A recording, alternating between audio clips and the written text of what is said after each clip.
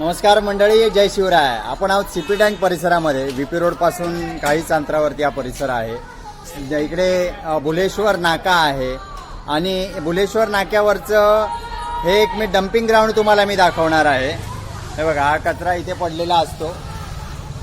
हे इकडे वेटिंगला आहेत, हाऊस गल्ली आहे आणि वेटिंगला आहेत, लघुशंकेला थांबलेले खरकटे टाकले. त्यानंतर हा कंदील ठेवला.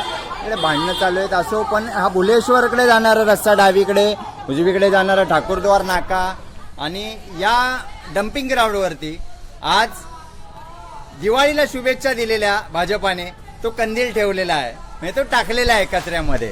हे बघा, हे कचरा आहे सगळा आणि कचऱ्यामध्ये हा कंदील ठेवला आहे.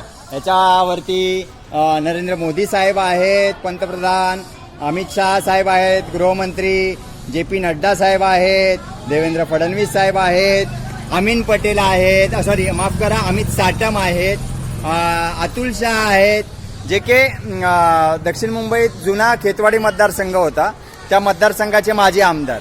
त्यानंतर बलाढ्य असे मानले जाणारे मोठे पुढारी मंगलप्रभात लोढा आहेत.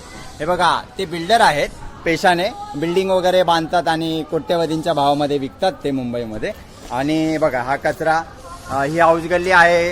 इथे साईबाबा आणि गणपतीची छान लादी लावली आहे, परंतु इथे या हाऊस गल्लीमध्ये मस्त लघुशंका करणारे मंडळी पण आहेत. तर ही आहे आमची मुंबई.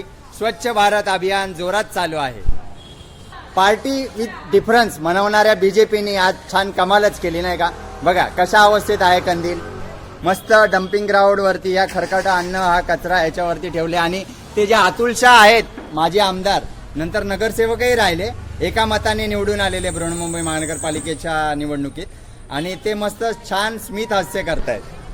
हे आहेत माजी आमदार, माजी नगरसेवक आणि आता ते भाजपा महाराष्ट्राचे प्रवक्ते आहेत. तर मंडळी, तुम्हाला कसं वाटतंय ते कमेंट बॉक्समध्ये नक्की व्यक्त व्हा. धन्यवाद.